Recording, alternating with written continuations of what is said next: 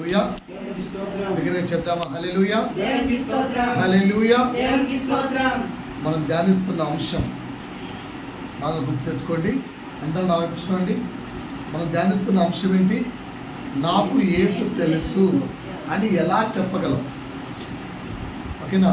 జనరల్గా నేను చర్చికి వెళ్తాను, నేను పాటలు పాడతాను, నేను వాక్యం చదువుకుంటాను, నాకు ఎస్సీ సర్టిఫికెట్ ఉంది, నాకు బీసీసీ సర్టిఫికెట్ ఉంది, నా సర్టిఫికెట్లో క్రిస్టియన్ అని రాయబడింది, నా సర్టిఫికెట్లో మాలా అని రాయబడింది.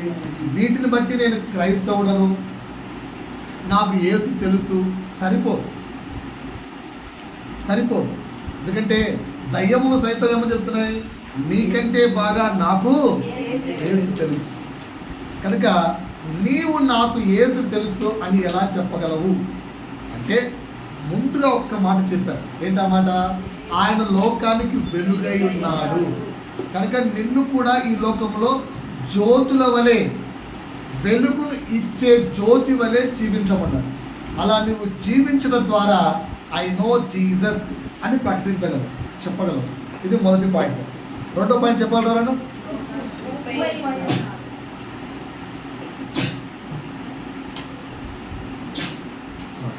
లోకానికి మనం ఏమైనా ఉప్పు ఎలాగైతే నిస్సారమైతే పనికిరాదో, అలా నీ జీవితం కూడా ఆత్మీయత లేని జీవితం అయితే పనికిరానిదిగా అవుతుంది. ఓకేనా? ఉప్పు గలవారు, ఉప్పు వలె మనం కూడా ఈ లోకంలో జీవించాలి. రెండో పాయింట్ చెప్పాను. దాన్ని బట్టి నాకు యేసు తెలుసు అని చెప్పగలం. మూడో పాయింట్ ఏం చెప్పాను? ఆయన ఆజ్ఞలు గైకొనుట ద్వారా, ఆయన ఆజ్ఞలు గైకొనుట ద్వారా నాకు యేసు తెలుసు అని చెప్పగలం. మూడో పాయింట్. నాలుగో పాయింట్ ఏంటంటే, ఆయన పరిపూర్ణ ప్రేమామయుడు కనుక ఆయనలాగా ప్రేమ కలిగి జీవించగలిగితే, అంటే నీ సహోదరుడి పట్ల నువ్వు ప్రేమ కలిగి జీవించగలిగితే నాకు యేసు తెలుసు అని చెప్పగలం. ఐదో పాయింట్ ఏం చెప్పాను? ఆయన ఎలా నడుచుకున్నాడో అలా మనము కూడా నడుచుకోవడం ద్వారా. రైట్. ఆరోజు ఏం చెప్పాను? పరిశుద్ధాత్ముడి అభిషేకం పొందడం ద్వారా నాకు యేసు తెలుసు అని చెప్పగలం. పరిశుద్ధాత్ముడు మనకి ఏమేమి నేర్పిస్తాయంటే కూడా మళ్ళీ 10 పాయింట్లు నేర్పించారు. ఏంటవి 10 పాయింట్లు? సమస్తమును జ్ఞాపకము తెప్పించి యేసును గూర్చి యేసులోనే మనకు బోధిస్తాడు. రెండోది ఏం చేస్తాడు చెప్పాను? పరిశుద్ధాత్ముడు మన పాపములు ఒప్పుకొనేలా చేస్తాడు. మూడో ఏం చేస్తాడని చెప్పాను? వాక్ శక్తిని అనుగ్రహిస్తాడని నేర్పించాడు. నాలుగవది భూత భవిష్యత్ వర్తమాన కాలంలో ప్రవచించే జ్ఞానాన్ని ఇస్తాడు. ఐదోది ఏం చెప్పాను? సర్వ సత్యములోనికి నడిపిస్తాడు. 6 నూతన స్వభావాన్ని కలిగిస్తాడు. 7 దేవుని వాక్యం ధైర్యంగా ప్రకటించేలా చేస్తాడు. 8 మంచి పనులు చేయడానికి ప్రేరేపిస్తాడు. ఏం ఎక్కడ రాసుకోవట్లేదు. 9 పరలోక దర్శనము, పరలోక దేవుని రాజ్యమును గురించిన దర్శనాలు కలుగజేస్తాడు. 10 ఆత్మీయ వరములను, ఆత్మీయ ఫలాలను అనుగ్రహిస్తాడు. ఈ విధంగా 6 విషయములను బట్టి నాకు యేసు తెలుసు అని చెప్పగలం. ఈరోజు ఇంకొంచెం ముందుకెళ్దాం, 7వ విషయంలోకి వెళ్దాం. దానికంటే ముందు ఒకసారి నా వైపు చూస్తే, ప్రతి మనిషికి ఒక చిన్న ప్రశ్న అడుగుతాను చూడండి. ప్రతి మనిషికి ఏమిచ్చినా తృప్తి తీరుతుందా? నా లైఫ్లో నేను నా స్కూల్ సమయంలో ఫస్ట్ టాపిక్, నాకు స్పీచ్ చెప్పమని ఇచ్చిన ఫస్ట్ టాపికే తృప్తి. నాకు ఇప్పుడు గుర్తుంది, తృప్తి. ఒక వ్యక్తి ఎంత అద్భుతంగా మాట్లాడినా ఏరా సాటిస్ఫై అవ్వంటే పర్వాలేదు. ఒక వ్యక్తికి ₹1,00,000 జీతం వచ్చి జాబ్ దొరికిన సాటిస్ఫైడా అంటే ఓకే. ఒక వ్యక్తికి పర్ యానం 5 కోట్లు 10 కోట్ల యొక్క ప్యాకేజ్తో జాబ్ వచ్చిన స్టిల్ ఐ. ఒక వ్యక్తికి కావాల్సిన ఇల్లు, కారు, అన్ని ఫెసిలిటీస్, వంటి నిండా బంగారం వచ్చినా కూడా స్టిల్. అంటే ఈ మనిషిలో ఉన్న శూన్యాన్ని ఎవరు పూడ్చగలరు? ఏది పూడ్చగలదు? ఏ వస్తువు, ఏ వాహనము, ఎవ్వరు పూడ్చలేరు, కానీ ఒక్క యేసయ్య మాత్రం పూడ్చలేరు. అది యేసయ్య యొక్క గొప్పతనం. మనిషిలో ఉన్న శూన్యాన్ని నా వైపు చూస్తున్నారా? ఒక గంట ఏదో టైం పాస్ కోసం గీక్కోపోదాం అనుకుని కూర్చున్నారా? వాక్యము ప్రభు నోట నుంచి వచ్చే మాట వైపు నీ దృష్టి ఉందా, లేదా బుక్కులో ఏదో అటు ఇటు దృష్టి ఉందా? ఎప్పుడైతే నీ తల బుక్కులోకినో, ఎప్పుడైతే నీ తల అటు ఇటు వెళ్ళిపోయిందో, సాతాన్ని నేను నిద్రమత్తులో బయటికి తీసుకెళ్ళిపోతాడు. పర్వాలేదు, నిద్రమత్తులో బయటికి వెళ్ళిపోతే ఏ నష్టం లేదు. హ్యాపీగా ఒక మంచి స్లీప్ వేస్తే ఆరోగ్యానికి మంచిది, కానీ శరీరం తర్వాత ఉన్న ఆత్మకు మాత్రం మంచిది కాదు. శరీరానికి మంచిదే మంచి ఒక స్లీప్ వేస్తే అబ్బా, కానీ వాక్యం వినకుండా సాతాను చేతికి లొంగిపోయి చూసావా, ఆ సాతాను తీసుకెళ్ళి నీ ఆత్మ నరకంలో పెట్టేస్తాడు. జాగ్రత్త సుమా, వాక్యం నాతో మాట్లాడండి మంచిగా. సో ఏం చెప్పాను? ఈ యొక్క శూన్యాన్ని ఎవరు పూడ్చగలరని చెప్పాను? యేసు మాత్రమే పూడ్చగలరు, ఎవరు పూడ్చగలరు. సో ఆయన గురించి ఇంకొంచెం లోతుగా ఈరోజు 7వ మాట ద్వారా వెళ్దాం. ఓకేనా? యోహాను రాసిన మొదటి పత్రిక,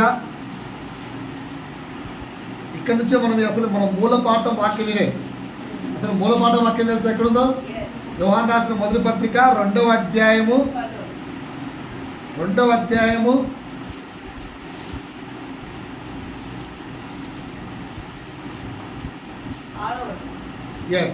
ఆయన ఎలాగ నడుచుకొనెనో కాదమ్మా, ఓకేనా? ఆయన వాక్యం ఎవడు గైకొనెను? 3వ వచనం చదవమ్మా. 2:3 మరియు మనం ఆయన ఆజ్ఞలను గైకొనిన ఎడల దీని వలననే ఆయనను ఎరిగి ఉన్నామని నాకు యేసు తెలుసు అని చెప్పగలం. ఈ అంశాన్ని ధ్యానించాం. ఇంకా లోతుగా వెళ్తే పత్రికలుగా కొన్ని మాటలు ఉన్నాయి. అదే 2వ అధ్యాయము 6వ వచనంలో మాట కూడా ధ్యానించాం. చదవం ఒకసారి. ఆయన ఎలాగు నడుచుకోను అది ధ్యానించాం. ఇది కూడా ధ్యానించాం. ఇంకొంచెం లోతుకి వెళ్ళి ఇప్పుడు 28, 29 చదువుకుందాం. కాబట్టి చిన్నపిల్లలారా, ఎప్పుడు ఆయన ప్రత్యక్షమగునప్పుడు అంటే 2వ రాకడ సమయమున ఆయన రాకడ యందు మనము ఆయన ఎదుట సిగ్గుపడకుండా ధైర్యముగా నిలిచి ఉండునట్లు. అలా ఉండాలంటే ఏం చేయాలట? ఆయన యందు నిలిచి ఉండుడి. సో ఇప్పుడు ఈ మాట చెప్తాను, 28వ మాట. ఏంటా మాట? ఆయన 2వ రాకడ ఉంది కదా, నమ్ముచున్నారా? అది నువ్వు జీవించి ఉన్నప్పుడైనా జరగచ్చు, నువ్వు మరణించిన నెక్స్ట్ జనరేషన్ అయినా జరగచ్చు. ఎవరికి సమయం తెలియదు, బట్ ఖచ్చితంగా అయితే ఉంది. ఆ రోజు ఆయన ఎదుట సిగ్గుపడకుండా ఇప్పుడు నువ్వు జీవించే జీవితం నిన్ను నిలబెడుతుంది అని ఎవరికైనా కాన్ఫిడెన్స్ ఉందా? ఒకవేళ ఈ రోజే నీ ఆఖరి రోజు అయితే నువ్వు ఇప్పటి వరకు జీవించిన జీవితం ఆయన ఎదుట, ఆయన తీర్పులో, ఆయన సింహాసనం ఎదుట నీవు నీతిమంతుడు అని తీర్పు తీర్చేలాగా ఉందా? ఇది నా ప్రశ్న. చెక్ చేసుకున్నారా? ఒక్క నిమిషాలు ఆలోచించండి. నేను ఒకవేళ ఇప్పుడు ప్రభువు ఎదుట నిలబడితే, ప్రభువు నన్ను పరీక్షిస్తే, ప్రభువు నన్ను చెక్ చేస్తే, ప్రభువు నా హృదయ అంతరంగాన్ని పరిశోధిస్తే నేను నీతిమంతుడిగాను, యథార్థవంతుడిగాను, న్యాయవంతుడిగాను, పరిశుద్ధుడిగాను నిరూపించబడతాను.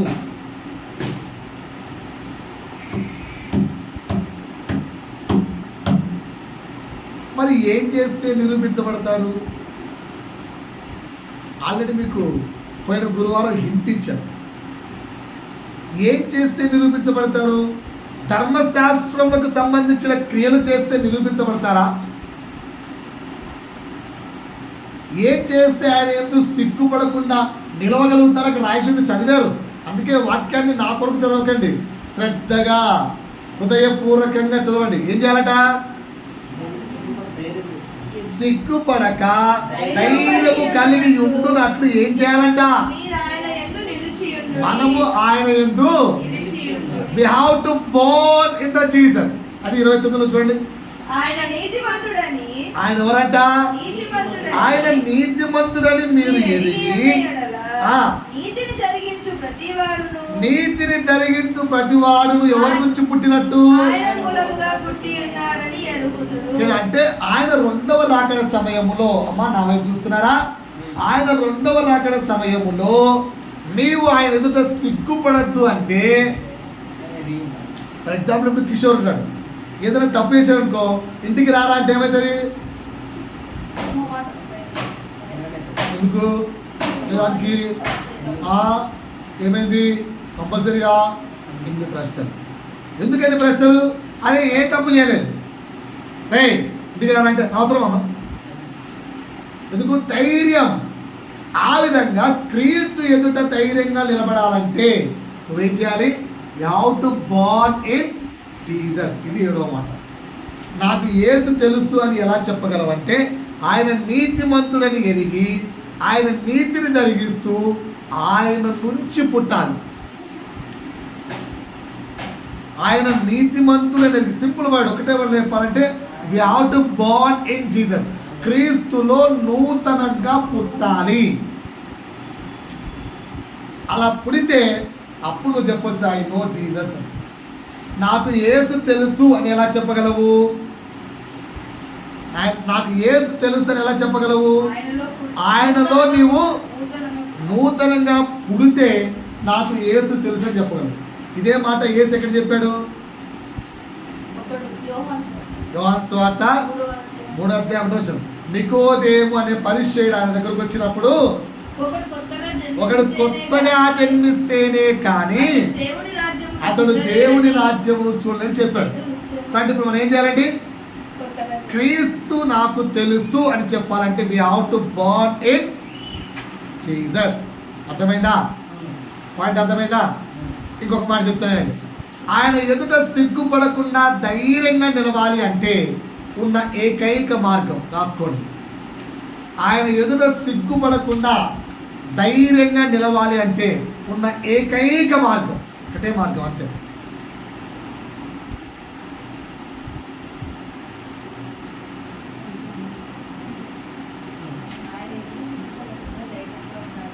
ఆయన ఎదుట సిగ్గుపడక ధైర్యంగా నిలవాలి అంటే ఉన్న ఏకైక మార్గం. మీరే చెప్పండి, ఏంటా మార్గం? ఏంటా మార్గం? అయిపోయింది. ఇంకా ఫర్ ఎగ్జాంపుల్ ఇప్పుడు ఈ వ్యక్తి ఉన్నాడు, మీకు అర్థమే చెప్తాను. ఇప్పుడు ఈ వ్యక్తి ఉన్నాడు, ఈ వ్యక్తి నాతో కలిసి ఉండాలంటే ఈ వ్యక్తి ఉండవలసిన క్వాలిటీస్ ఏంటి? నాకున్న క్వాలిటీస్, నాకున్న క్వాలిటీ ఏంటి? నీతిమంతుడు. ఓకేనా? ఈ వ్యక్తి ప్రతిరోజు నాకు ఇక్కడ గాయాన్ని కలిగిస్తున్నావు అనుకో, బాధ కలిగిస్తున్నావు అనుకో, ఏంటో ఇది అనేటట్టుగా ఉన్నాడు అనుకో, నాతో ఎక్కువ రోజులు ఉండగలుగుతాడా? నాతో ఎక్కువ రోజులు ఉండగలుగుతాడా? సో ఆయన రెండో అక్కడికి ఎందుకు వస్తున్నాడు? నిన్ను నన్ను నిత్య రాజ్యంలోకి తీసుకెళ్ళాలి. అక్కడ నిత్య రాజ్యంలో నువ్వు ఉండాలంటే ఏం చేయాలి? ఆయనకు సంతోషము కలిగించేలా జీవించాలి. అదొక్కటే ఏకైక మార్గం. అంటే నిన్ను బట్టి ఆయన సంతోషించాలి. సో మళ్ళీ చెప్తున్నా ఏంటి? ఆయన వచ్చినప్పుడు సిగ్గుపడక ధైర్యంగా నువ్వు నిలవాలి అంటే నీకున్న ఏకైక మార్గం ఏంటి? ఆయనను సంతోష పెట్టేలా జీవించడం. 2 విషయాలు చెప్పాను. ఆయన సంతోష పెట్టాలంటే ఫస్ట్ ఏం చేయాలి? We have to born in Jesus. రాసుకోండి. ఆయనను సంతోష పెట్టేలా జీవించడం అంటే ఫస్ట్ పాయింట్. ఆయనను సంతోష పెట్టేలా జీవించడం అంటే ఫస్ట్ పాయింట్. ఆయనలో నూతన సృష్టిగా జన్మించాలి. నూతన సృష్టిగా జన్మించడం అంటే ఏంటి? బాప్తిస్మం అంటే ఏంటి? బాప్తిస్మం అంటే ఏంటి? బాప్తిస్మం అంటే ఏంటి? లోక మాలిన్యములో చనిపోయి క్రీస్తు రక్తము చేత కడగబడి క్రీస్తులో నూతనంగా జన్మించుట బాప్తిస్మం. రాసుకోండి నాన్న, మన ఒక్క ఫ్యామిలీ మంచిగా. బాప్తిస్మం అనగానేంటి? లోక మాలిన్యము లేదా లోకములో చనిపోయి క్రీస్తు రక్తము చేత కడగబడి క్రీస్తులో నూతనంగా జన్మించుట బాప్తిసం. అర్థం కాలే? లోకములో చనిపోయి క్రీస్తు రక్తము ద్వారా కడగబడి క్రీస్తులో నూతనంగా జన్మించుట బాప్తిసం. Right right. ఒకసారి మనకు తెలిసిన కాంటెంట్ చూపించి ఇక్కడ నుంచి మీకు నేను 2 ప్రశ్నలు అడగాలనుకుంటున్నాను. తీయండి ఒకసారి నాతో బట్టి మత్తయి సువార్త 3వ అధ్యాయము 13వ వచనం నుంచి 17వ వచనం వరకు. ఆ సమయమున యోహాను చేత బాప్తిస్మము పొందుటకు యేసు గలిలయ నుండి యోర్దాను దగ్గరికి నున్న అతని యొద్దకు వచ్చెను. అందుకు యోహాను, నేను నీ చేత బాప్తిస్మము పొందవలసిన వాడనై ఉండగా నీవు నా యొద్దకు వచ్చుచున్నావా అని ఆయనను నివారింపజూచెను గాని యేసు, ఇప్పటికి కానిమ్ము, నీతి యావత్తు ఇలాగు నెరవేర్చుట మనకు తగి ఉన్నదని అతనికి ఉత్తరం ఇచ్చెను. ఎవరికి? మనకు తగి ఉన్నదని. అక్కడ 2 పాయింట్లు అర్థం చేసుకోండి. నీతి యావత్తు అనే పాయింట్, మనకు అనే పాయింట్. నీతి యావత్తు ఇలాగు నెరవేర్చుట, 3 పాయింట్లు. నీతి యావత్తు నెరవేర్చుట మనకు, ఓకేనా? తగి ఉన్నదని అతనికి ఉత్తరం ఇచ్చాను కనుక అతడు అలాగ కానిచ్చాను. యేసు బాప్తిస్మము పొందిన వెంటనే నీళ్ళలో నుండి ఒడ్డునకు వచ్చెను. ఇదిగో ఆకాశము తెరవబడి దేవుని ఆత్మ పావురము వలె దిగి తన మీదికి వచ్చుట చూచెను. మరియు ఇదిగో ఈయనే నా ప్రియ కుమారుడు, ఈయన యందు నేను ఆనందించుచున్నానని ఒక శబ్దము ఆకాశము నుండి వచ్చెను. ఓకేనా? వాక్యము క్రిస్టియన్ అవుతుంది. పాస్టర్గా అవకాశం పెట్టి చూడండి. ఓకేనా? రైట్. ఏంటంట ఇక్కడ నేను అడిగే 2 ప్రశ్నలు. ఎంతమందికి మీలో నేను హోసన్నా మినిస్ట్రీస్లో బాప్తిసం తీసుకోవాలి, నేను సో అండ్ సో పర్సన్ దగ్గర బాప్తిసం తీసుకోవాలి, నేను సో అండ్ సో, ఇప్పుడు నా పిల్లలకు ఆ వ్యక్తితో బాప్తిసం ఇప్పించాలి, నా పిల్లలకు ఆయనతోనే బాప్తిసం ఇప్పించాలి, నా పిల్లలకు యోర్దాను నదిలోనే బాప్తిసం ఇప్పించాలి, ఇలాంటి కోరికలు ఎంతమందికి ఉంటాయి? అందరికీ ఉంటాయి. ఓకేనా? అందరికీ ఉంటాయి, అందరికీ ఉంటాయి. ఓకేనా? ప్రశంసకు నేను బాప్తిసం ఇద్దామనుకుంటాను, ఆలివన్నతోనే ఇప్పించాలి. లేదా? వచ్చిందా? ఓకేనా? ఎందుకు? అది బాప్తిసం అడిగినప్పుడు పదా, ఇప్పుడు అడిగినా పదా అనొచ్చు అట్లే. సో ఆయనతోనే ఇప్పించాలి. ఇప్పుడు స్థుతికి 8 క్లాస్ వచ్చింది, బాప్తిసం టైం వచ్చింది, కానీ ఎవరికి ఇప్పించాలి? వాళ్ళతోనే ఇప్పించాలి. ఉన్నాయా ఇవన్నీ? ఓకేనా? ఆప్షన్స్ ఇస్తాను. ఎందుకు ఇలాంటి ఆలోచన ఎందుకు ఉంటాయో మీకు చెప్తాను. ఇందులో మీరేమైనా ఉంటే ఆలోచించండి. చాలా అందరికీ ఉంటాయి ఈ ఆలోచన. ఎందుకుంటాయంటే ఆన్సర్ ఏ, ఆ వ్యక్తితో ఎందుకు అనుకుంటామంటే ఈజ్ ఎ గ్రేట్ పాస్టర్, అందుకే అనుకుంటాం. కరెక్టేనా? 2, ఆ ప్లేస్లో యేసు బాప్తిసం తీసుకున్నాడు. ఆల్రెడీ బాప్తిసం పొందిన కూడా పొరపాటు ఎరుసలేము బలం పొందుతారు. ఎందుకు? యేసు బాప్తిసం పొందిన చోటు. ఇలాంటి ఫీలింగ్ ఉందా లేదా? నేను తీసుకెళ్ళాను ఎరుసలేముకు, మునుగుతావు మునగవా? హార్ట్ఫుల్ ఆన్సర్ చెప్పు. ఆల్రెడీ మునిగావుగా, మళ్ళీ ఆయన ఎందుకు మునగడం? అంటే యేసు బాప్తిస్మము పొందిన చోటు, అసలు ఆ ప్లేస్. ఓకేనా? నాకు చిన్న డౌట్ పరిశీలన అంటే, అరే నేను బాప్తిస్మము తీసుకున్న ఆ ప్లేస్కే మీరు అంత వాల్యూ ఇస్తే, నేను తీసుకున్నప్పుడు నీళ్ళు అక్కడేం లేవు, ఆల్రెడీ పారిపోయాయి, పొంగిపోయాయి. ఓకేనా? అంతకు మించిన ఒక ప్లేస్ చూపిస్తాను, మరి అక్కడ వెళ్ళి తీసుకోవచ్చుగా. అంతకు మించిన ప్లేస్ చెప్పంటావా? ఎవరో నాకు బాప్తిసం ఇచ్చిన ప్లేస్ యోర్దాను. నేను బాప్తిసం ఇచ్చిన ప్లేస్ ఏంటి? సలీము అనే ఐనో అనే ప్రాంతంలో. అక్కడ ఎవరు బాప్తిసం ఇచ్చారు? యేసే బాప్తిసం ఇచ్చారు. ఆడికి వెళ్ళి తీసుకుంటే మన ఫీలింగ్ ఏంటి తెలుసా? నాకు యేసు బాప్తిసం ఇచ్చుచున్నాను అనే ఫీలింగ్ రావచ్చు కదా. మరి ఇక్కడ బదులు అక్కడికి పోవచ్చు కదా. ఆడికి ఎవరు ఓరే, యేసు తీసుకున్న ప్లేస్ ఓకే, తీసుకున్న ప్లేస్ కంటే యేసు ఇచ్చిన ప్లేస్ ఇంకా బెస్ట్ కదా. యేసు చేత బాప్తిసం తీసుకున్నాను నేను, ఎవరి చేత అని చెప్పచ్చు కదా. నాకు ఆడ యేసు బాప్తిసం ఇచ్చారు, బైబిల్ రాయబడింది. అంటే నువ్వు వెళ్ళి ఆడ బాప్తిసం తీసుకుంటే యేసు చేత నేను బాప్తిస్మము పొందుకున్నానని చెప్పుకోవచ్చుగా.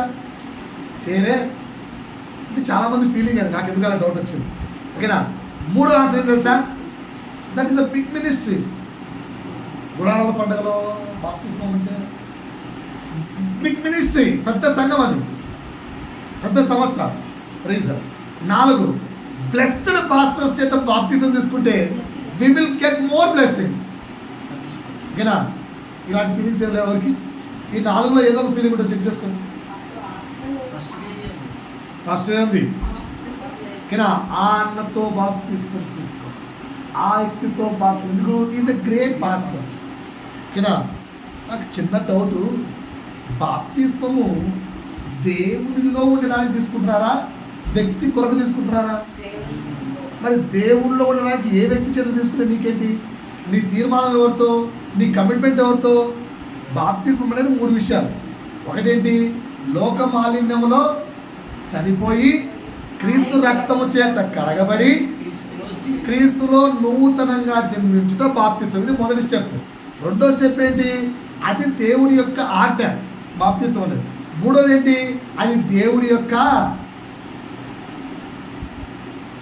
నీతి. అందుకే మనం అర్థం చేసుకోవాలి, అది ఎవరి యొక్క నీతి? దేవుడి యొక్క నీతి. ఇక్కడ చాలా జాగ్రత్తగా మనం అర్థం చేసుకోవాలి కదా.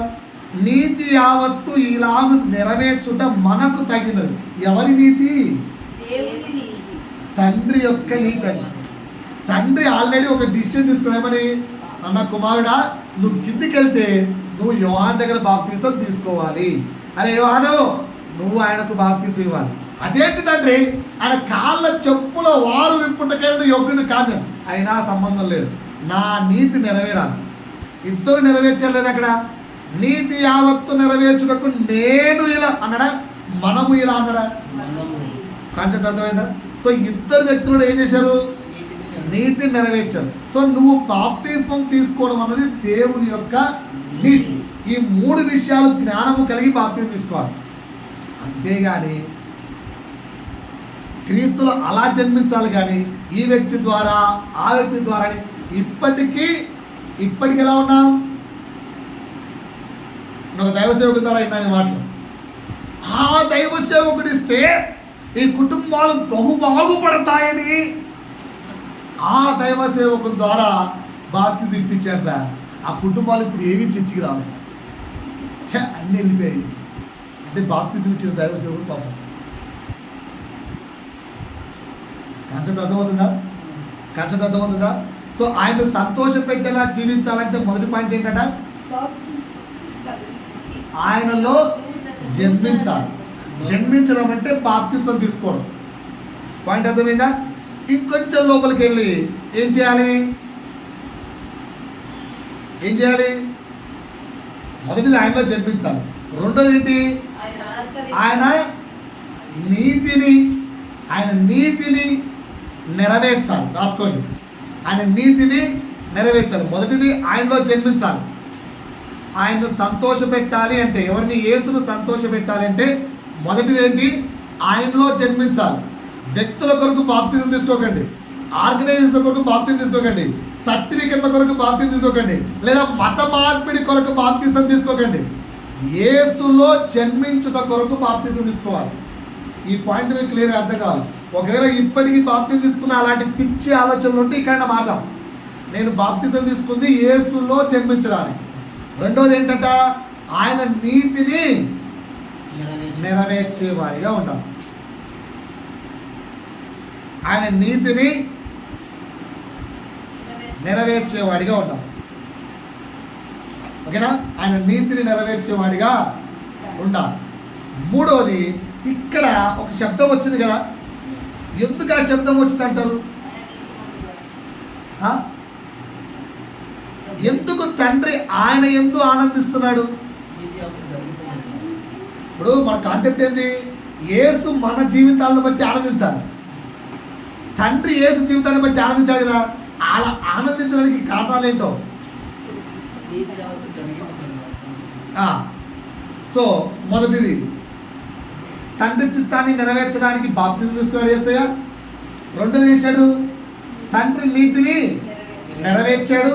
ఓకే, అందుకు ఆనందించాడు. ఇంకా రీజన్స్ ఏమైనా ఉన్నాయా ఆనందించడానికి? ఇంకా ఆనందించడానికి రీజన్స్. యోహాను సువార్త 5వ అధ్యాయము 17-19. యోహాను సువార్త 5వ అధ్యాయము 17వ వచనము 18-19. అయితే యేసు నా తండ్రి ఇది వరకు పని చేయుచున్నాడు, నేనును చేయుచున్నానని వారికి ఉత్తరం ఇచ్చాను. ఆయన విశ్రాంతి దినాచారం మీరుట మాత్రమే కాక దేవుడు తన సొంత తండ్రి అని చెప్పి తను దేవునితో సమానుడిగా చేసుకొనెను కనుక ఇందు నిమిత్తము యూదులు ఆయనను చంపవలెనని మరి ఎక్కువగా ప్రయత్నము చేసింది. ఇంకా కిందికి రామ్మా. దాన్ని బట్టి యేసుస్తున్న ఆన్సర్ ఏమని? తండ్రి ఏది చేయుట కుమారుడు చూచెనో అదే కాని తనంతట తాను ఏది చెయ్యడు. సో తండ్రి యేసును బట్టి ఆనందించడానికి కారణం ఏంటి? తండ్రి ఏం చేస్తున్నాడో యేసు కూడా అదే చేస్తున్నాడు. ఇప్పుడు ఈ వ్యక్తి నాతో ఉండాలనుకో, నేను ఎలా చేస్తున్నానో నాలా ఇది చేస్తేనే వీటిని బట్టి నేను ఆనందిస్తాను. సో ఇప్పుడు ఆయన రాకడ సమయంలో నువ్వు సిగ్గుపడకూడదంటే ఏం చేయాలి? ఉన్న ఏకైక మార్గం ఏంటి? ఆయన సంతోష పెట్టేలా జీవించాలి. ఆయన సంతోష పెట్టేలా జీవించాలంటే మొదటి స్టెప్ ఏంటి? ఆయనలో నూతనంగా జన్మించాలి. రెండో స్టెప్ ఏంటి? ఆయన నీతిని నెరవేర్చాలి. మూడో స్టెప్ ఏంటి? ఆయన ఏం చేస్తున్నాడో అదే చేయాలి. అలా చేస్తేనే ఆయన ఆనందిస్తాడు. సో ఇప్పుడు ఇంకొక ఎగ్జాంపుల్ తీసుకొని సార్ నా వైపు చూడండి. ఇక్కడ ఎగ్జాంపుల్ ఏం తీసుకున్నాను? నేను ఈ విశ్వాసం బట్టి ఆనందిస్తున్నానా? ఎప్పుడు ఆనందిస్తాను? నేను ఎప్పుడు ఆనందిస్తాను? ఆల్రెడీ చెప్పాను. అలా ఓకే. ఇప్పుడు బైబిల్ అని చెప్తాను. ఇప్పుడు మనం తీసుకుంటే ఎగ్జాంపుల్ బాగోదు కదా. బైబిల్ తీసుకోండి. గలతీలకు రాసిన పత్రిక ప్రభు నందు ఆనందించే జీవితం. గలతీలకు రాసిన పత్రిక 1వ అధ్యాయము 6వ వచనం చదవండి. క్రీస్తు కృపను బట్టి మిమ్మును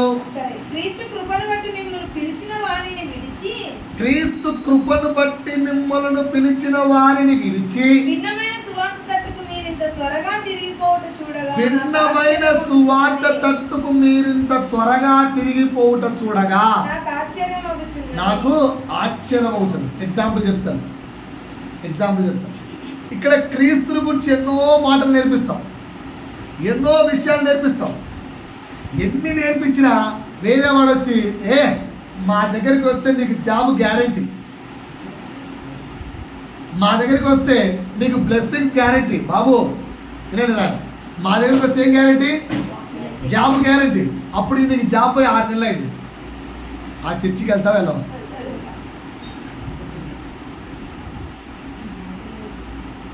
అంటే ఏంటి? నిన్ను విడిపించింది క్రీస్తు కృప, నిన్ను రక్షించింది క్రీస్తు కృప, లేదంటే నువ్వు చర్చికి వస్తున్నది జాబ్ కోసమా?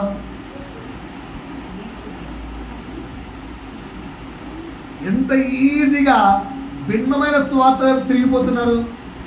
అంటే ఈ విశ్వాసులు క్రీస్తులో స్థిరమైన నూతన సృష్టి, స్థిరము లేని నూతన సృష్టి. అయ్యా, దేవుడు శిలువలో మరణించి ఆయన కృపను బట్టి మనం విడిపించాడు, ఆయన కృపను బట్టి మన పరలోక రాజ్య వారసులుగా మార్చాడు, తెగిన బంధాన్ని అతికించాడు అని చెప్పి పౌలు చెప్పి వాడిని క్రీస్తులో నడిపిస్తే రైట్ ఓకే బాధ్యత మునిగేశారు. అంటే వేశారు. మొదటి స్టెప్ ఆయనలో జన్మించారు. రెండో స్టెప్ ఏంటి? నీతి యావత్తు నెరవేర్చబడాలి. ఆయన సంతోషింపజేసేలా జీవిస్తున్నారా అంటే విత్ ఇన్ ద సెకండ్స్ ఏరే వాడికి డిస్టర్బ్ వేస్తే వెళ్ళిపోయారు. కల్తీ సంఘం వెళ్ళిపోయింది. చూస్తున్నావా? ఇంకో సంఘాలు చూడండి. 1 కొరింథీ 3వ అధ్యాయము 1-3 వరకు. ఫస్ట్ కొరింథీ 3వ అధ్యాయము 1 నుంచి 3 వరకు. సహోదరులారా ఆత్మ సంబంధమైన మనుషులతో మాట్లాడినట్లు, ఎవరితో మాట్లాడినట్టు? ఆత్మ సంబంధమైన మనుషులతో మాట్లాడినట్టు నేను మీతో మాట్లాడలేకపోతున్నాను. ఇక్కడ కూర్చున్న జనాంగమా, ఒకవేళ మీరు కొరింథీ సంఘంలో ఉన్నారేమో చెక్ చేసుకోండి. గలతీ సంఘంలో మనం ఉన్నామేమో చెక్ చేసుకుందాం. గలతీ సంఘంలో అంటే అర్థం ఏంటి? ఎవరైనా భిన్నమైన వాక్యం చెప్తే విత్ ఇన్ సెకండ్స్లో డివియేట్. ఓకేనా? ఏందా అంటే ఆ చర్చ అంటావు, మీ పాస్టర్ అంటే అయిపోయి కట్టం. నెక్స్ట్ రోజు చేంజ్, నెక్స్ట్ రోజు చేంజ్. గలతీ సంఘం లాగున్నామా లేదా కొరింథీ సంఘంతో ఏమంటున్నాడు చూడండి అమ్మా. నేను మీతో మాట్లాడలేకపోతిని, శరీర సంబంధులైన మనుషులే అనియు క్రీస్తునందు మీరు ఇంకా పసిబిడ్డలే అనియు మీతో మాట్లాడవలసి వచ్చెను. అప్పట్లో మీకు బలము చాలకపోయినందున పాలతోనే మిమ్మల్ని పెంచాను కానీ ఇంకా మీకు అన్నం పెట్టలే. అయ్యా విశ్వాసులారా, ఇంకా మీకు బేసిక్స్ నేర్పిస్తున్నానా? అడ్వాన్స్ లెవెల్కి వెళ్ళానా? మీరు ఇంకా బేసిక్స్ లెవెల్లో ఉన్నారా? అడ్వాన్స్ లెవెల్లో ఉన్నారా? బేసిక్లో నేర్పించే చిన్న చిన్న మాటలైనా మన బ్రతుకుల్లోకి వచ్చాయా? ఇంకా రాలేదా? కిందకెళ్ళమ్మా. అప్పట్లో మీరు ఇంకను శరీర సంబంధులై ఉండుట వలన ఇప్పుడును మీరు బలహీనులై ఉన్నారు కారా? ఏమైనారు సార్? ఇప్పటికీ బలహీనులై ఉన్నారు కారా? ఈ కొరంథీ సంఘంలో మనం ఏమైనా ఉన్నామా? నేను మీ గురించి ఇలాంటి సాక్ష్యం ఇస్తాను అనుకుంటున్నారా? లేదా గలతీ లాంటి సాక్ష్యం ఇస్తాను అనుకుంటున్నారా? ఇంకొంచెం ముందుకెళ్ళి ఫిలిప్పీలకు రాసిన పత్రిక 4వ అధ్యాయము 1-2. నేను అపేక్షించు నా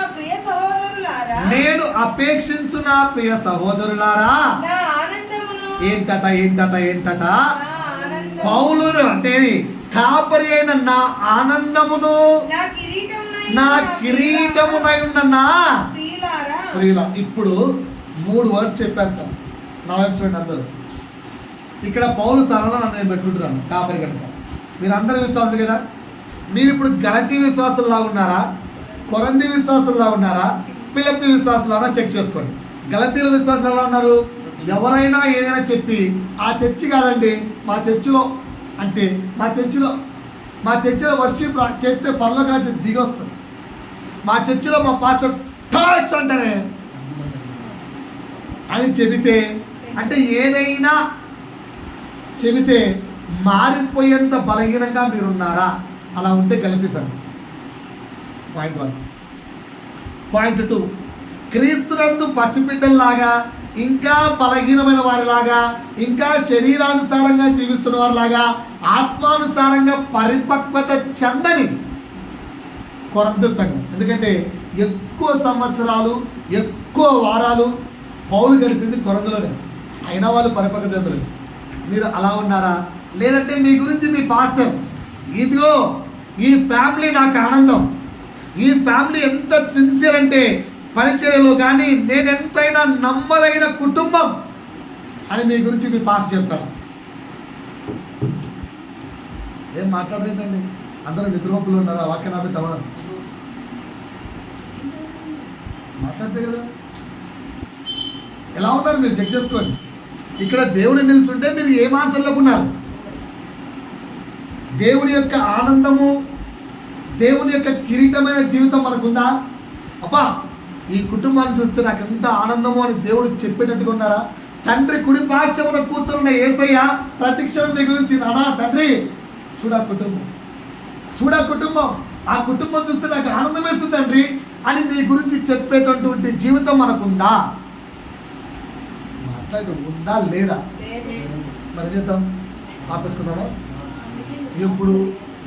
సరే, దేవుడు మన గురించి ఆ విధంగా చెప్పాలంటే మనలో ఉండాల్సిన కొన్ని చెప్తాను, ఒక 10. ఈ 10 అవలం ప్రాక్టీస్ చేసుకుంటే మన జీవితాలను బట్టి దేవుడు ఆనందిస్తాడు. దేవుడు ఆనందించాడనుకో మనకేమొస్తుంది? ఆయన రాకడ యందు సిగ్గుపడాల్సిన అవసరం లేదు. చెప్తాను, ఒక 10 రాసుకోండి, ఓకేనా? దేవుని యొక్క ఆనందముగాను దేవుని యొక్క కిరీటంగా మనం మారాలంటే, యేసు యొక్క ఆనందముగాను యేసు యొక్క కిరీటముగాను మనం మారాలంటే మనలో ఉన్నది ఈ 10 కాదు, చాలా ఉన్నాయి. ఒక 10 చెప్తున్నాను. దేవుని ఆనందముగాను దేవుని యొక్క కిరీటముగాను మనం మారాలంటే, అంటే యేసు అలా చెప్పాలంటే, this family is giving joy to me. ఎవరి గురించి చెప్పాడు సాక్ష్యాలు?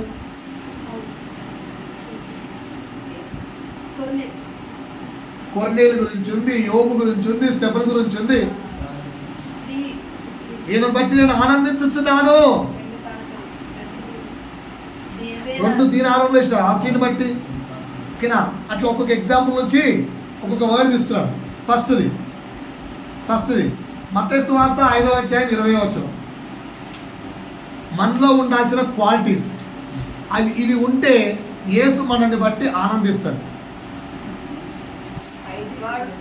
5:20 మత్తయి సువార్త 5:20.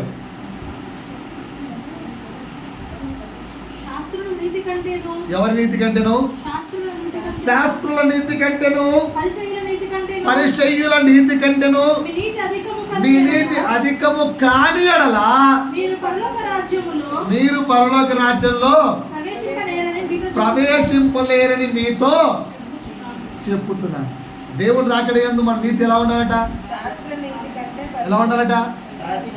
శాస్త్ర నీతి కంటేను పరిచయ నీతి కంటేను అధికంగా. దీని గురించి యూట్యూబ్లో మనం చెక్ చేయండి. మోర్ దాన్ 10 to 15 వీడియోస్ చెప్పారు. శాస్త్ర నీతి కంటే మన నీతి అధికంగా ఉండడం అంటే ఏంటంటే 10 to 15 వీడియోస్ చెప్పారు. వినండి మళ్ళీ ఒకసారి. సో మొదటిది మన నీతి ఎలా ఉండాలి? శాస్త్రుల పరిచయ నీతి కంటే అధికంగా ఉండాలి. ఉందా? శాస్త్రుల కంటే పరిచయాల కంటే మనం నీతిగా ఉన్నామా?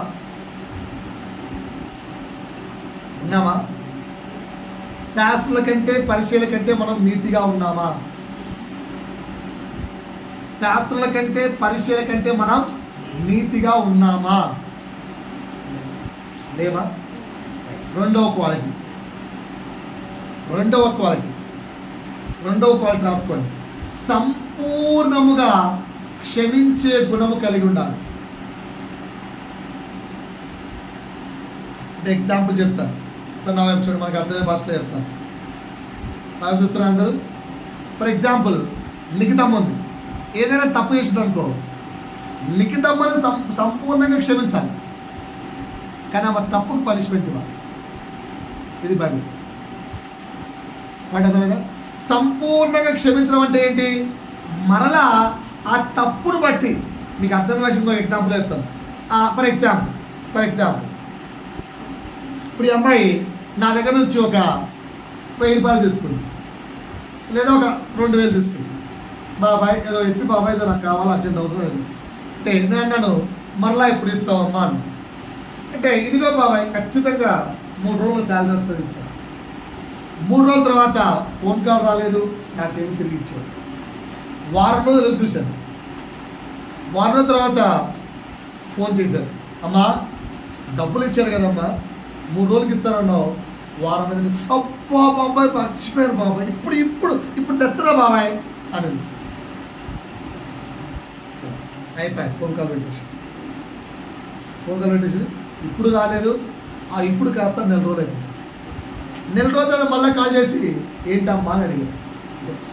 బాబాయ్ అది అర్జెంట్ ఖర్చు అయిపోయింది, మళ్ళీ రేపు శాలరీ వస్తుంది బాబు, ఖచ్చితంగా శాలరీ వస్తూనే తెచ్చిచ్చి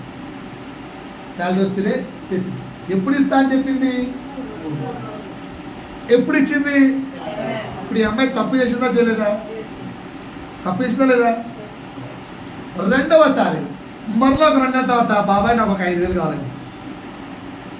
అప్పుడు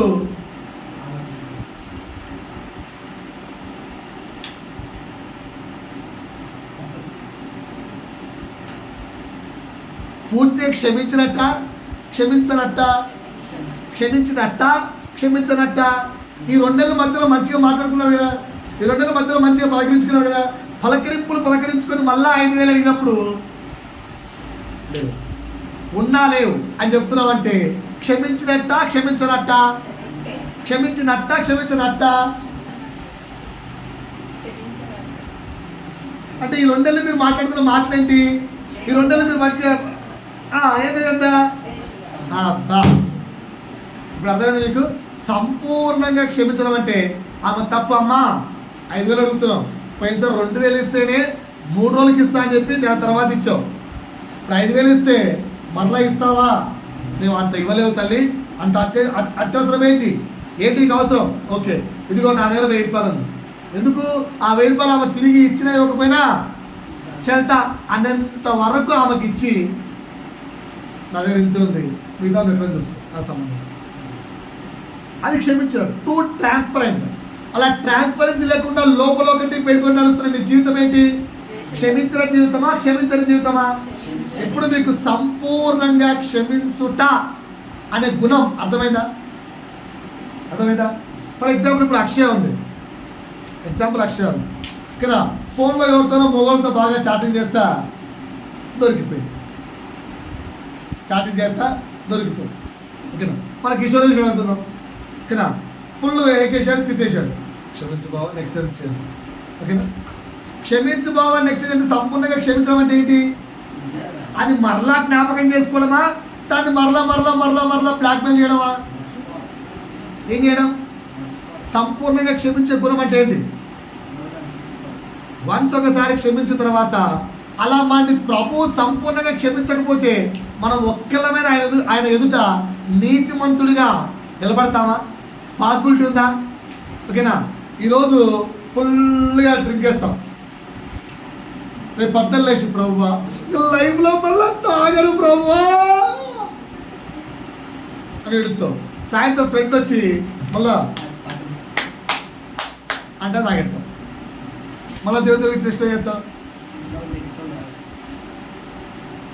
ఆయన క్షమించినప్పుడు నీ ముందు పాపాన్ని జ్ఞాపకం చేసుకుంటాడా? చేసుకో, కానీ దానికి తగిన పనిష్మెంట్ అయితే ఇస్తాడు. డోంట్ ఎక్స్పెక్ట్ పనిష్మెంట్ కూడా ఇవ్వడాలి, రైట్? ఇప్పుడు మీకు సంపూర్ణంగా క్షమించే గుణం అర్థమైందా? 3వది, యేసు నిన్ను బట్టి ఆనందిస్తేనే నువ్వు పరలోకానికి వెళ్తావు. నిన్ను బట్టి ఆయన ఆనందించాలి అంటే నీలో ఉండాల్సిన కొన్ని క్వాలిటీస్, అందులో మెయిన్ క్వాలిటీస్ కొన్ని తెచ్చారు. మొదటి క్వాలిటీ ఏంటి? శాస్త్ర నీతి కంటే నీ నీతి అధికంగా ఉండాలి. రెండోది ఏంటి? సంపూర్ణంగా క్షమించే గుణం ఉండాలి. 3వది సహోదర ప్రేమ. అనండి ఒకసారి బాబు, సహోదర ప్రేమ అంటే ఎవరు? సహోదరుడు అంటే ఫ్రెండ్స్ కాదు ఆయన. సహోదరుడు అంటే భార్య తప్ప అందరూ సహోదరులే, ఓకేనా? సహోదర ప్రేమ కాకుండా, అర్థమవుతుందా? సహోదర ప్రేమతో పాటు శత్రువును సైతం ప్రేమించే గుణం ఉండాలి. రాసుకోండి, 3వ క్వాలిటీ ఏముండాలి? సహోదర ప్రేమ సరిపోదు, దానికంటే మించి శత్రువును సైతం క్షమించే గుణం ఉండాలి. శత్రువును సైతం ప్రేమించే గుణం. ఇది ఉంటే నిన్ను బట్టి యేసు ఆనందిస్తాడు. మనం సహోదరులనే క్షమించలేము, ప్రేమించలేము, కరెక్ట్ కదా? తమ్ముడు అది ఇరా అంటే హే ఇమ్మా నాకు కావాలి, ఇది సహోదర ప్రేమ, ఓకేనా? అక్క నాకు అది కావాలకంటే ఎట్ట తిని సచ్చావు ఎట్ట తినకపోతే నీకు నా దాన్ని నేను పెట్టుకుని తింటావా? ఇది సహోదర ప్రేమ. సహోదర ప్రేమలోనే కొదువ ఉన్న మనం శత్రువును సైతం ప్రేమించేలా జీవించే జీవితం ఉంటే నిన్ను బట్టి యేసు ఆనందిస్తాడు. నీకుందా అండి? ఇప్పుడు చెక్ చేసుకోకండి ఒకరినొకరు నువ్వే అని. అందరిలో ఈ బుద్ధులు ఉన్నాయి. నువ్వే అనకండి. నువ్వే అంటే అర్థం ఏంటి? ఏదో ఒకరిని చూపిస్తే ఇటు పక్క 4 ఏళ్ళు నిన్ను చూపిస్తున్నాయి. నువ్వే వద్దు, అది కూడా నెక్స్ట్ పాయింట్ చెప్తాను. నా 3వ పాయింట్ ఏంటండి? సహోదర ప్రేమతో పాటు ఇంకేముండాలి? శత్రువును సైతం ప్రేమించే జీవితం ఉండాలి. అప్పుడు నిన్ను బట్టి ఎవరు ఆనందిస్తారు? యేసు. యేసు ఆనందిస్తారు. 4 వేషధారణ ఉండకూడదు. ఏముండకూడదు? ఏముండకూడదు? వేషధారణ. ఎగ్జాంపుల్ చెప్పండి. ఇప్పుడు మన సంఘం అంటే చాలా చిన్నదిలే. ఇప్పుడు ఎవరికైనా బాగా నచ్చిన ఒక పెద్ద సంఘం చెప్పండి. నాకు ఆ సంఘం అంటే బాగా ఇష్టం సార్. సతీష్ కుమార్ చర్చ్ నీకు నచ్చుతుందా? చర్చ అభిమాని నీకు నచ్చుతుందా? సార్ మాకు ఆ పెద్ద సంఘం అంటే బాగా రెస్పెక్ట్ వస్తున్నాను. సిఎస్ఐ ఒకవేళ ఇప్పుడు వెళ్ళి నచ్చిన సిఎస్ఐలో కానీ వస్తున్నా మినిస్ట్రీస్లో కానీ సతీష్ చర్చ్లో కానీ 3 ప్రశ్నలు అడుగుదాం. ఓకేనా? ఆ 3 ప్రశ్నలకు నచ్చిన మీరు ఆన్సర్ చెప్పండి. ప్రశ్న నెంబర్ 1, ఆ చర్చిలో అప్రాక్సిమేట్లీ విశ్వాసులు ఎంతమంది మీకు తెలుసా? ఓకేనా? అప్రాక్సిమేట్లీ విశ్వాసులు ఎంతమంది ఉంటారు? మన సంఘంలో ఈ ప్రశ్న అడిగేది, ఎందుకంటే ఉన్నాయి 3 కుటుంబాలు అనుకుంటే ఆ ప్రశ్నలు మన కుటుంబం మన సంఘాన్ని కూడా వేసుకోవచ్చు. వేస్తాను లాస్ట్లో. ఓకేనా? సో మనకైతే ఆన్సర్ చెప్పమంటారా? మనకైతే 3 లేదా 5 కుటుంబాలు ఉన్నాయి మన దగ్గర అంతే. కరెక్టా? ఒకటి ప్రియాంకృష్ణ కుటుంబం, అట్లా ఒక 5 కుటుంబాలు. 5 కుటుంబాలు కరెక్టే కదా? రెండవ ప్రశ్న, సంఘములో శిష్యులు ఎంతమంది? సంఘములో మీరు చెప్పే ఏ సంఘములో అయినా శిష్యులు ఎంతమంది? ఓకేనా? శిష్యులు ఎంతమంది? ఇప్పుడు నన్ను తీసుకున్నా అనుకో, నాకు మీలో ఎంతమంది శిష్యులుగా ఉన్నారు? నాకు మీరు ఎంతమంది శిష్యులుగా ఉన్నారు?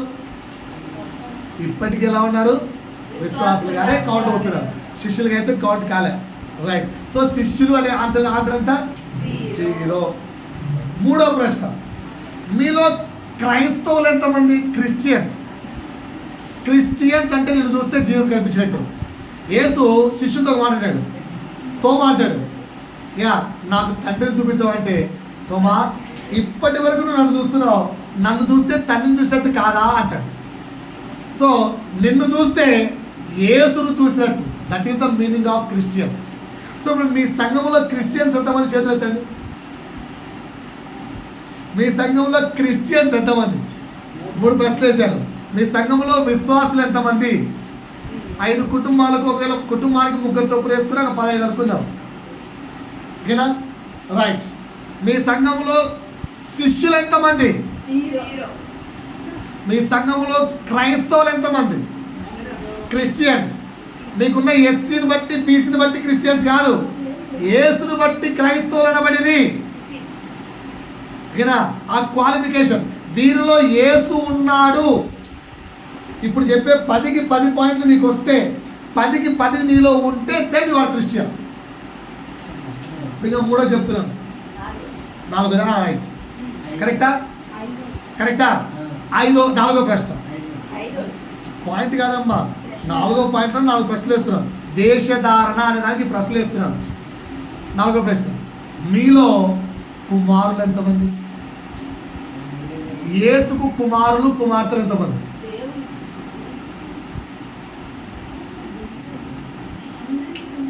తండ్రికి కుమారుడు యేసు.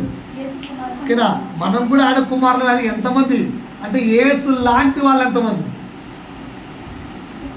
సో సంఘాల్లో ప్రస్తుతానికి మనం ఎలా ఉన్నామండి? ఇప్పటికి నాకు చూడండి ఒకసారి. అయ్యా, సంఘంలో ప్రస్తుతానికి మనం ఇప్పటికి ఎలా ఉన్నాము? 4 చెప్పాను. విశ్వాసులు, శిష్యులు, క్రైస్తవులు, కుమారులు. ఏ స్టేజ్లో ఉన్నారు ఇప్పుడు? మనంతా చదివితండి. విశ్వాసులు అంటే చదివిస్తారు అందరూ. ఎత్తారా? శిష్యులు అంటే, కుమారులు అంటే, అది క్రిస్టియన్స్ అంటే, కుమారులు అంటే ఇంకా ఇక్కడే ఆగిపోయాం. ఇంకెన్నేళ్ళు ఇక్కడే ఆగుదాం? ఇది వేషధారణ జీవితం. దీన్ని బట్టి ప్రభు ఆనందించడు. 1 year దాటిపోయిందా? 1.5 years దాటిపోయిందా? కరెక్ట్గా మాట్లాడుకుంటే లోకం ప్రస్తుత పరిస్థితిని బట్టి 3.5 years దాటిపోయిందా? నువ్వు ఈ పాటికి శిష్యుడిగా మారిపోయిందా? శిష్యుడి నుంచి క్రిస్టియన్గా మారిపోయిందా? క్రిస్టియన్ నుంచి దేవుడి కుమారుడిగా మారిపోయిందా? ఎక్కడున్నారు సార్? మన ఆత్మీయ జీవితం ఎక్కడుంది?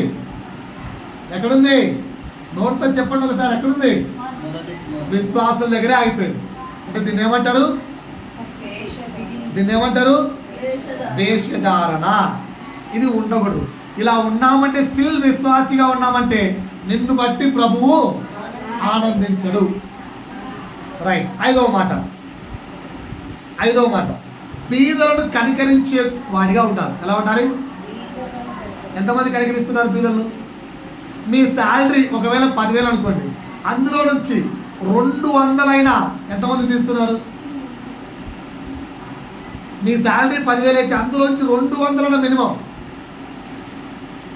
ఎంతమంది పీదలకు ఇస్తున్నారు? సో పీదలను కనికరించే జీవితం అంటే నాకు చెప్తున్నానండి, సమకూర్చుకునే వాడిగా కాకుండా ఇచ్చుటలో ఆసక్తి కలిగిన వాడు పీదలను కనికరించేవాడు. ఈ క్వాలిటీ ఉందా మీ దగ్గర? 5వ క్వాలిటీ ఉంటే వేసి రాసుకోండి. దాన్ని బట్టి దేవుడు ఆనందిస్తాడు. ఎక్కడి నుంచి చెప్పాను ఈ పాయింట్? వదిలే, ఏ ఎగ్జాంపుల్ నుంచి ఇచ్చారు ఈ పాయింట్? 2 కాసుల విధవరాల దగ్గర నుంచి, 2 కాసులు వేసిన విధవరాల దగ్గర నుంచి ఇచ్చాను. ఈమె తన జీవితం అంతా ఇచ్చింది. రైట్. బీదలను కనకరించువాడు, బీదలను కనకరించే జీవితం నీకు ఉండాలి. 6 ఎదుటి వాడికి తీర్పు తీర్చక నిన్ను నీవు సరి చేసుకునే జీవితం నీకు ఉండాలి. ఉందా? You should never judge anyone. ఎదుటి వాడికి తీర్పు తీర్చక నిన్ను నీవు సరి చేసుకునే జీవితం ఉందా? పిల్లలారా, పెద్దలారా, ఉందా?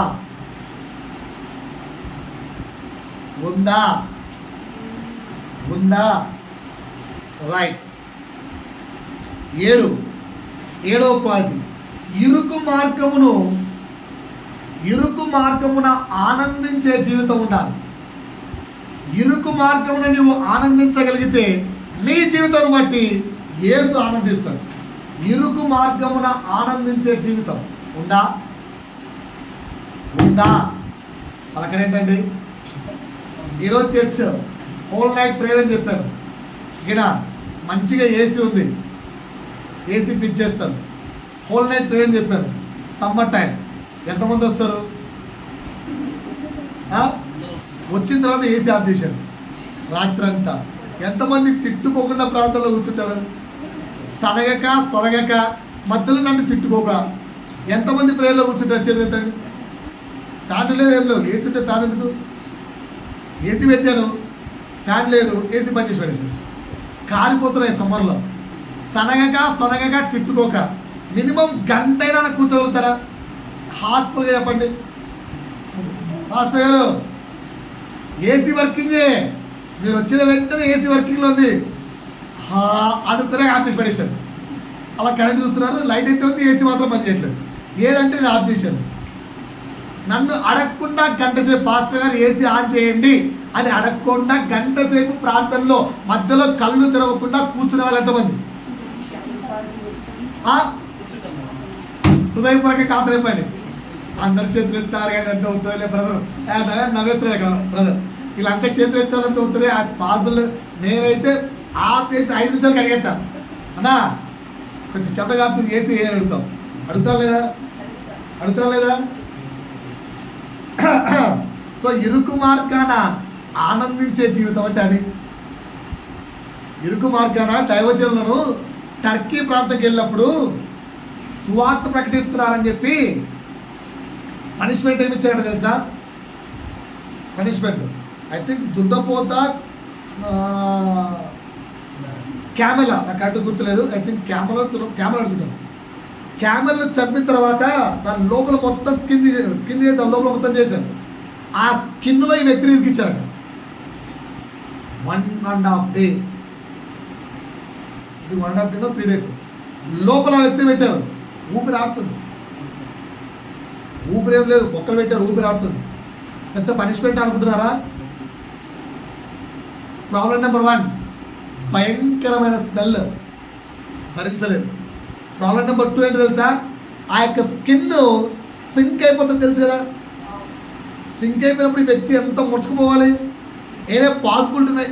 1 గంట ఇట్టే పడుకొని చూద్దాం, ఒక అర్ధగంట ఇట్లే పెట్టుకొని చూద్దాం స్టైల్లో, చేతుల లోపల రావా? అలాంటి ఆ వ్యక్తిని లోపల ఇరికిస్తే అది ఇంకా ముడచకపోతుంది. ఎంత ఒత్తుకోబెట్టాడు ఆ వ్యక్తి అరౌండ్ 2 days దాకా. కరెక్టా రా? ఇంకా వ్యక్తులు వేసాడు తెలుసా, చీకటి కులంలో పడేస్తే అందులో పక్కన పాకుతున్నది పాములా ఎలకలా ఏ పాకుతున్నాయో తెలియని ఆ గృహలో పడేస్తే కీర్తనలు పాడారట. కీర్తనలు సంతోషంతో కీర్తనలు పాడారట దైవ సేవకులు, శిష్యులు వాళ్ళు. ఎవరా శిష్యుడి పేరు ఏంటి? యోహాను. ప్రకటన గ్రంథము ఆ లోపల కూర్చొని రాశాడు. ఆ దీవిలో పడేస్తే అక్కడ కూర్చొని రాశాడు. అంటే అంతటి ఇరుకును కూడా ఆనందించారు ఎవరు? శిష్యులు. అందుకే వారిని బట్టి యేసు ఆనందించాడు. మన బట్టి యేసు ఆనందిస్తాడా? Are ready to be move in that ఇరుకు మార్గంలో పోవడానికి నువ్వు రెడీగా ఉన్నావా? ఏంటంటే ఆన్సర్ చెప్పరు, ఎవరు పలకరు. ఇది ఎన్నో పాయింట్? ఇది 7వ పాయింట్. 8. వినే విధేయత నీకుంటే దేవుడు ఆనందిస్తాడు. నిన్ను బట్టి వినే విధేయత నీకుంటే నిన్ను బట్టి దేవుడు ఆనందిస్తాడు. వినే విధేయత కలిగి జీవిస్తే దేవుడు నిన్ను బట్టి ఆనందిస్తాడు. చాలా ఈజీగా ఉంది కదా పాయింట్. ఈ క్వాలిటీ ఉందా మన దగ్గర? నేను పలకరేంటండి. వినే విధేయత నీకుంటే నిన్ను బట్టి దేవుడు ఆనందిస్తాడు. ఈ క్వాలిటీ నీకుందా? పలకరేంటి ఎవరు? ఈ క్వాలిటీ నీకుందా? ఆ మాట చెప్పిన మాట నీకు ఆనందకరమైతే తింటారు. వినకపోతే, నీకు నచ్చకపోతే బ్యాక్ ఆన్సర్ ఇస్తారా ఎవరా? సరే, నీకు అర్థమయ్యేట ఎగ్జాంపుల్ చెప్తాను. నీ పేరు శ్యామ్. నీకు ఎగ్జాంపుల్. శ్యామ్, అక్కడికి వెళ్ళి అది తీసుకురా పోను. కొనుకొస్తావు, కొనుక్కురావా? డబ్బులు ఇచ్చారు, 100 రూపాయలు ఇచ్చారు. ఓకేనా? 100 రూపాయలు ఇచ్చారు. కొనుక్కొని వస్తావా రావా? వచ్చిన తర్వాత నేను అగొద్దు ఇలా ఎనికిచ్చి రాకుంటే మొహమాటము లేకుండా ఆ దగ్గరికి వెళ్ళి, సార్ మా సార్ కొద్దంట తీసుకొని చెప్పి మరలా డబ్బు తెచ్చేవాళ్ళు ఎంతమంది? చాలా కష్టం తెలుసా? సింపుల్ పాయింట్ అనుకుంటాం. సార్ ఏమన్నా అంటాడు సార్, షాప్ వాడు ఏమన్నా అనుకుంటాడు సార్. షాప్ వాడు ఏమనుకున్నా పర్వాలే, ఇక్కడ నేనేమన్నా అనుకుంటే నష్టం లేదా? ఓకేనా? చాలా మంది ఏం పెట్టేలాగా ఇవే, భార్యలు భర్తలు ఏం పెట్టేలాగా ఇవే. నువ్వు మనోడివని అంటే పక్కనోడు ఆనందం ఉండాలి, మనోడు ఎప్పుడు బాధపడుతున్నాడు. అర్థం చేసుకోవాలి కదమ్మా. ఇక్కడ మాకు వద్దు కదా వస్తువు. ఏమన్నా వెళ్తావా బాబు? ఇలా ఇంటికి తెస్తావు, 10 రూపాయలే కదా పాస్టర్ గారు, పోతే మీరు తినేసే కదని. దానికి ఇప్పుడు ఇల్లు అడిగితే పరువు వద్దా పాస్టర్? ఓకేనా? పాయింట్ అర్థమైందా? వినే విధేయత నీకుంటే ఏం చెప్పినా బెస్ట్ ఎగ్జాంపుల్ ఏంటి తెలుసా? బెస్ట్ ఎగ్జాంపుల్ ఏంటి చెప్పండి? బెస్ట్ ఎగ్జాంపుల్ ఎవరు చెప్పాలి? చాలామంది హోషేయ గ్రంథం ఎట్లా అవుతారో తెలుసా? ఒక ప్రవక్త ఒక వేశ్యను పెళ్లి చేసుకున్నాడు. ఈ వర్షంలో చదవకండి దాన్ని. దాంట్లో ఉన్న మర్మం మీకు చెప్తాను. ఆ గ్రంథంలో ఉన్న మర్మం. వినే విధేయత ఏం చెప్పాడు హోషేయ గారికి వచ్చి? యేసయ్య తండ్రి దేవుడు, నువ్వు వెళ్ళి ఆ రాజ్యంలో వేశ్యను పెళ్లి చేసుకున్నాను. వీళ్ళు ఎంతమంది రెడీ? ఎంతమంది రెడీ సార్? వ్యభిచారం చేసే అమ్మాయిని పెళ్లి చేసుకోండి ఎంతమంది రెడీ? వ్యభిచారం చేసే అబ్బాయిని పెళ్లి చేసుకోమంటే ఎంతమంది రెడీ? ఆడ ఎంతమంది అంటే మనమా? కరెక్టా? వినే విధేయత నీకుంటే దేవుడు నిన్ను బట్టి ఆనందిస్తాడు. రైట్. 9 ఆయన కింగ్డమ్ ఎందుకంటే ఒకసారి నా వైపు తల్లిదండ్రులు చేతులు ఎత్తాను. నాకు పిల్లలు ఉన్నారు, మేము తల్లిదండ్రులు అనే వాళ్ళు చేతులు ఎత్తాను. ఏం చేస్తే నీ కొడుకు ఏం చేస్తే నీకు ఆనందం సార్? ప్రౌడ్గా చెప్పుకుంటావు సార్. మై సన్ అని ఎప్పుడు చెప్పుకుంటావు? అది ఫెయిల్ అయినప్పుడు. పాస్ అయ్యి మధ్య వరకు వచ్చినప్పుడా ఫెయిల్ అయితే చెప్పుకోరా, ఓకేనా? అలా మీ పేరు అక్కడ భద్రా చేస్తుంటే ఏరా తిని తాగుతున్నా అంటే మా నాన్న రోజు ఇంట్లో తిని తాగుతాడు సార్, అందుకే నేను కూడా తాగుతున్నా. హ్యాపీ చెప్పుకుంటా, చూసావా నా కొడుకు ఎంత గొప్పవాడు, నేను తిని తాగుతున్నాడు కనుక నా కొడుకు నాకంటే డబ్బులు తిని తాగుతున్నాడు. చెప్పుకుంటావా? చెప్పుకోలేట నువ్వు చెప్పుకుంటావా బాబు? మీరు చెప్పుకోరా మరి. వెన్ యూ ఫీల్ ప్రౌడ్, మీ పిల్లలు బట్టి ఎప్పుడు మీరు ప్రౌడ్గా ఫీల్ అవుతారు. మీకు 600 మార్కులు వస్తే మీ పిల్లలకి 700 వస్తే ప్రౌడ్గా ఫీల్ అవుతారు. కరెక్టే కదా? నీకంటే మించి నీ పేరు ప్రతిష్టలు పెంచితే, కరెక్టే కదా? ఏంటంటే మాట్లాడుతున్నారా? మీ పేరు ప్రతిష్టలు పెంచితే మీరు హ్యాపీగా ఫీల్ అవుతారా? పెంచకపోతే హ్యాపీగా ఫీల్ అవుతారా? అట్లానండి సార్. అడుగు మీ నాటిలో సార్, అడుగు సార్. డాడీ వెన్ యూ బంగాడు లేకపోతే mummy when you feel happy అన్నాడు. మీ పేరు నాకు చేస్తే హ్యాపీయా, పెంచితే హ్యాపీ అన్నాడు. ఇదే 9వ పాయింట్. దేవుని రాజ్యమును ఎక్స్పాన్షన్ చేస్తే దేవుడు ఆనందిస్తాడు.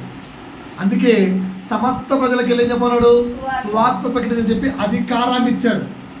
కానీ మనం ఆ పని చేయట్లేదు. ఆయన కింగ్డమ్ వృద్ధి చెందిస్తే ఈ విల్ ఫీల్ హ్యాపీ. లాస్ట్ మాట ఒకసారి నా వైపు చూడండి. అందరూ వ్యభిచారం చేసే స్త్రీని కానీ వ్యభిచారం చేసే పురుషుని కానీ పెళ్లి చేసుకుంటారా అంటేనే నో అన్నారా, ఎస్ అన్నారా? నో అన్నారా, ఎస్ అన్నారా? నో అన్నారా, ఎస్ అన్నారా? వ్యభిచారం అంటే చెడు, అంతే కదా? ఇక్కడున్న విశ్వాసులో సంఘం క్రీస్తు వరుడై ఉన్నాడు, సంఘము క్రీస్తు వరుడై ఉన్నాడు. వరుడైన క్రీస్తు పరిశుద్ధుడా కాదా? వధువైన నువ్వు పరిశుద్ధురాలువా? క్రీస్తుతో పోల్చుకుంటే వరుడైన క్రీస్తు పరిశుద్ధుడు, వధువైన సంఘము పరిశుద్ధంగా ఉందా?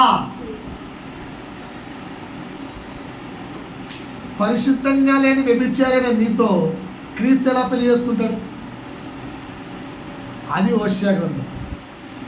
దేవుడు తన బాధను, దేవుడు పాపము చేస్తున్న సంఘాన్ని చూసి, విశ్వాసును చూసి బాధ అర్థం కావడానికి తన యొక్క శిష్యుడైన లేదా తన దగ్గర పనిచేస్తున్న ప్రవక్త ద్వారా తన బాధను ఎక్స్ప్రెస్ చేయడమే హోషేయ గ్రంథం. సో మనల్ని చూసి తండ్రి ఎంత బాధపడుతున్నా అర్థం చేసుకోండి. యేసు మనల్ని బట్టి ఆనందిస్తే మనం పరలోక రాజ్యానికి వెళ్తాం. యేసు మనల్ని బట్టి ఆనందిస్తున్నాడా, దుఃఖపడుతున్నాడా? పరిశుద్ధుడైన యేసయ్యకు పరిశుద్ధమైన కన్యకగా జతపరచబడాలా, పరిశుద్ధత లేని కన్యకగా జతపరచబడాలా? భర్తకు నమ్మిన భార్యవా, భర్తకు నమ్మని భార్యవా? భర్తకు తెలిసి భర్తకు తెలియక నేను నా ఇష్టం సార్, భర్తకు తెలిసి పరిశుద్ధంగా ఉంటాను, భర్త తెలియకుండా ఇంకా ఏదో మొగంతో తిరుగుతాను. ప్రభువు తెలియకుండా ఉండే ఛాన్సే లేదు భయ్యా. ఇది 10వ పాయింట్. ఏంటి? బాగానండి. ఆయన మాత్రమే తండ్రిగా కలిగి జీవిస్తే దేవుడు ఆనందిస్తాడు. ఆయన మాత్రమే ప్రియుడిగా కలిగి జీవిస్తే దేవుడు ఆనందిస్తాడు. అంటే నీ పాన్పు, నీ చూపు, నీ మాట పవిత్రంగా ఉండాలి. ఆయన మాత్రమే తండ్రిగా కలిగి జీవిస్తే ఆయన ఆనందిస్తాడు. మొత్తం ఎన్ని పాయింట్లు చెప్పాను ఒకసారి చెప్పాలా? యేసు నిన్ను బట్టి ఆనందించాలంటే ఒక 10 విషయాలు చెప్తున్నాను. ఈ 10కి 10 మార్కులు వస్తేనే యేసు నిన్ను బట్టి ఆనందిస్తాడు. 1 మార్కు లేకపోయినా ఆనందించండి. 10 మార్కులు చూడండి ఒకసారి. ఫస్ట్ పాయింట్, నీ నీతి శాస్త్ర నీతి కంటేను పరిశీలన నీతి కంటేను అధికంగా ఉండాలి. రెండవది, సంపూర్ణంగా క్షమించే జీవితం నువ్వు కలిగి ఉండాలి. 3, సహోదర ప్రేమతో పాటు శత్రువులు సైతం ప్రేమించే జీవితం నీకు ఉండాలి. 4, వేషధారణ జీవితం ఉండకూడదు. 5, బీదలను కనికరించే జీవితం నీకు ఉండాలి. 6, ఎదుటి వానికి తీర్పు తీర్చక నిన్ను నువ్వు సరి చేసుకునే జీవితం ఉండాలి. 7, ఇరుకు మార్గమున ఆనందించే జీవితం నీకు ఉండాలి. 8, విధేయత కలిగిన జీవితం నీకు ఉండాలి. 9, ఆయన రాజ్యాన్ని విస్తరించే వాడిగా నువ్వు ఉండాలి. 10, ఆయన మాత్రమే నీకు దేవుడై ఉండాలి. ఈ 10 విషయాలు నీలో ఉంటే నీ జీవితాన్ని బట్టి యేసు ఆనందిస్తాడు. Then you can say I know Jesus. ఉన్నాయా? లేకపోతే ఈ వారం మరలా ప్రయత్నించండి. ఈ వారం మరలా ప్రయత్నించండి. ప్రభు ఈ మాట ద్వారా మహిమ పొందుకును కాక. ఆమేన్.